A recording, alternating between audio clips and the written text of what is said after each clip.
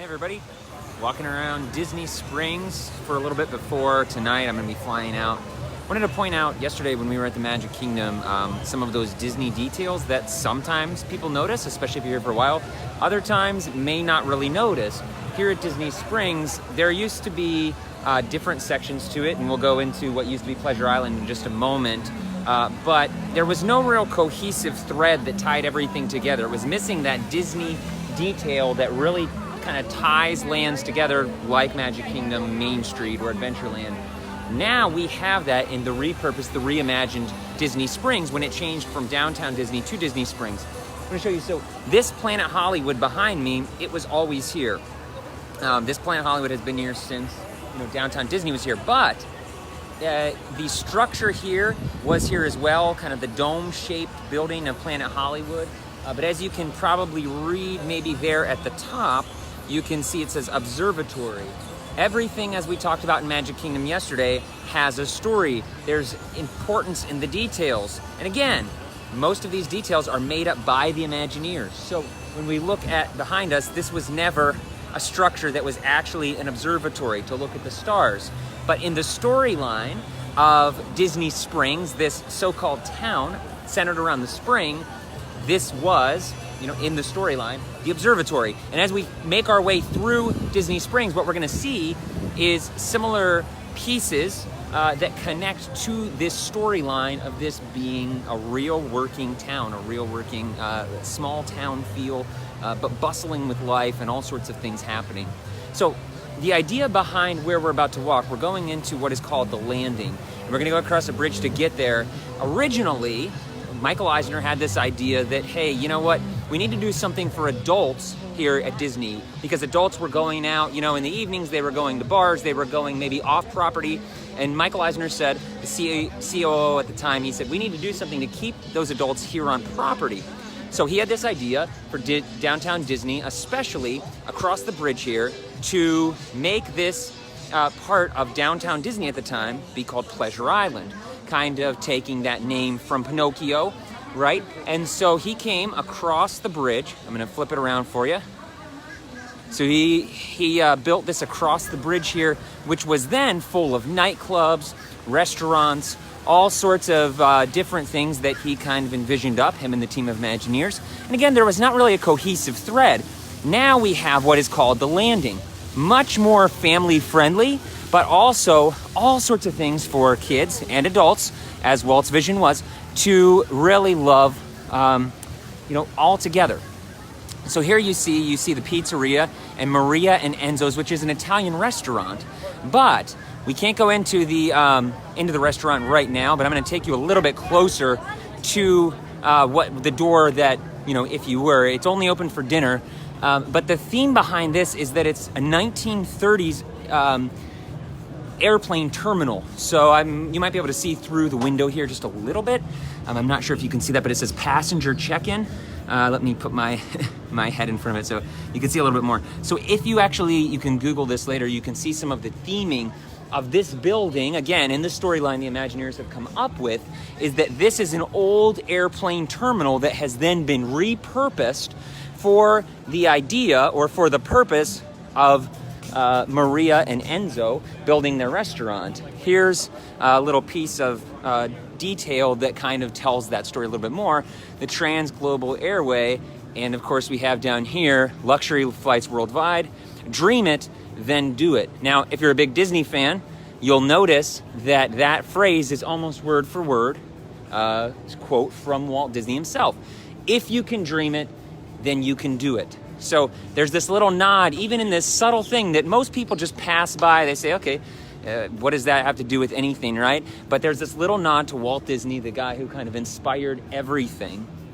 And so we have the restaurant, the Italian restaurant in there. If we were able to go inside, you'd see some of the details there of that building looking like, that 1930s terminal. Right next to it, we have the Edison. The Edison is supposedly, according to the storyline of Disney Springs, the power and light company from years ago. You'll see that even written here. And they have the year, 1901. Now, this was like 4 years ago, right, that this actually came out. So we know all of the old look to it. It kind of looks almost rusty or dirty, right? It's got kind of those rain lines coming down off of where you might put the coal into the power chute, into the coal chute there. All of that is painted on. It's purposeful. Disney does that even down to the cracks here. That is not just like this building is getting old. This is all the Disney detail that makes the difference, that tells the story that, hey, you're not in some new place they just designed just a few years ago. No, the story the Imagineers are telling you, this is a working city and has been for many, many years. And the detail, as we talked about, right, on Main Street USA, it gives you those details. Even if you don't know them, your eye is percepting those little things that the Imagineers have put into, even here at Disney Springs, all around you. So as you travel through Disney Springs, you have really 4 different sections. You have the town square, the West End, the marketplace, and then the landing where we're at now.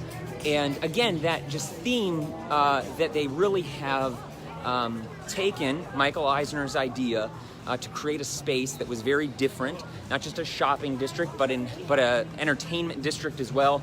And they've really, really taken that and gone far with it. We have really unique shops now, like the Ganachery, the chocolate shop, where they are constantly making fresh chocolate in the window. We'll see if we can see some of that now. I don't know what she's specifically working on, or if you can see it, because as always, the reflection is pretty horrible, but we can see she's painstakingly working on applying these little tiny pieces of chocolate, or I guess like little, I mean, it's chocolate on chocolate, isn't it? But you can see the machine here. You can put it on the conveyor belt. It'll just go straight through. And we've got all sorts of little unique shops like that that really you can't find anywhere else in the world, honestly. One such shop is called Gideon's Bakehouse, one of the most popular places here at Disney Springs. In fact, at peak times, there can be 5-hour waits to get in here. What's in here? Well, it's cookies, cookies, cakes, but they are so popular, you might have to wait 2 to 5 hours, depending on the wait. Now, look at this building here. Obviously, again, we see at the top, established 1898, if you can see that at the top of it. Obviously, this is just a handful of years old, but the Imagineers telling the story in the details of this is a bookseller, right? You see the faded bookseller up there on the building. And as you make your way inside, eventually, you get a little bit more of that story, and you get to see some of what is now, of course, the bakehouse, what it has been for many years in the Imagineers storyline. You can see there's a lot of people waiting in line here. And even I came earlier to get a cookie. The cookies are literally a half a pound. You can note the rare books, antiquities and curiosities there, some of the things in the window. But yeah, I mean, I got here before Disney Springs opened this morning, and the line was already wrapped around the building. It was probably about, all in all said, maybe about an hour-long wait or something like that. But again, you could possibly be waiting for a cookie for up to 5 hours here on peak days. It really is something you wouldn't see anywhere else, but that's the level of quality that happens here at Disney. And people know it, right? People know the level of quality. It's not just in the food, it's not just in the parks, it's not just in the attractions. They do this all over the course of the details, everything down to the cleanliness of the parks, right? Here's a little interesting information that you may not have known. You've probably seen many trash cans just like this all throughout your life, right? You got the little push thing, you got the cover. What you may not have known is that Walt Disney himself designed these. Yes, they're all over the world, but Walt Disney had this idea that, hey, we don't want to see trash in the parks. We don't want to see this mess. And so what could we do? Well, we can create a push lever or a door that we put our trash through the door, and then it swings shut. I learned that just the other day from my new friend Steven from Cast Member Church, by the way. Thanks a lot, Steven. But there's this thing of so many things that Walt came up with that are all over the world that just so respected that continue on today. And you see it as you walk through. You get that feeling while you're here. People just have that sense, right? They have that that love. And when people come here, and I should say, when people have not been to Disney, maybe they don't understand. They say, well, I don't know if I ever want to go there. What's really so great about it?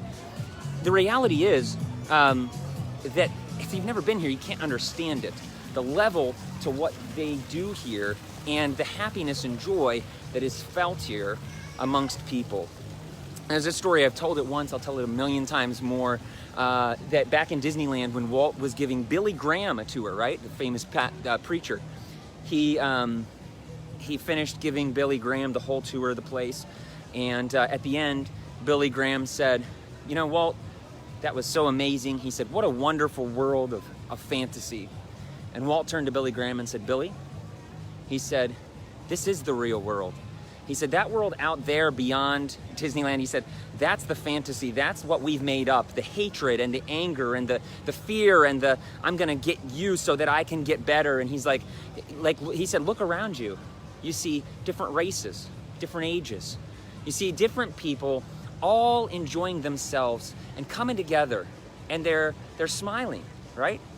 And he said, this is the real world. This is what it's supposed to be all about. And Walt had this deep belief. He didn't talk about it often, but every once in a while he did. He said things like, everything all of my success, I amount to my lifelong habit of prayer.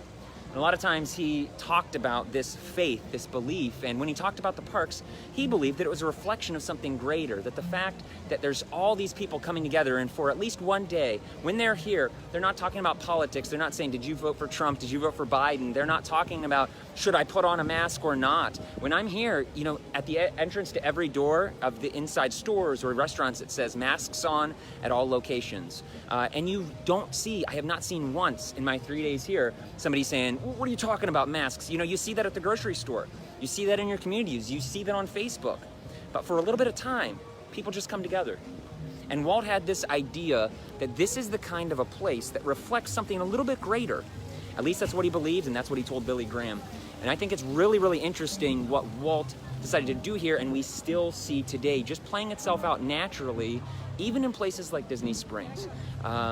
So thank you guys for staying with me on my trip. I'm going to be flying out just a little bit, just a few hours. I think I saw a comment here from Anthony saying, he was saying 5 hours for a cookie. I was saying it's almost about 5 hours till my flight as well. So yes, so these are half-pound cookies. You'll be seeing a picture and video in a few days of that. Yeah. So no, there's a few hours until I'm going to be flying out back to Pittsburgh, and in the coming days we have all sorts of videos and pictures and things that I have not shared yet, even some walking tours, different things of places like Liberty Square that we'll be posting and keeping people kind of keeping that magic alive in the next few months. So hey, thank you guys so much for being with me on this trip, and we'll see you soon.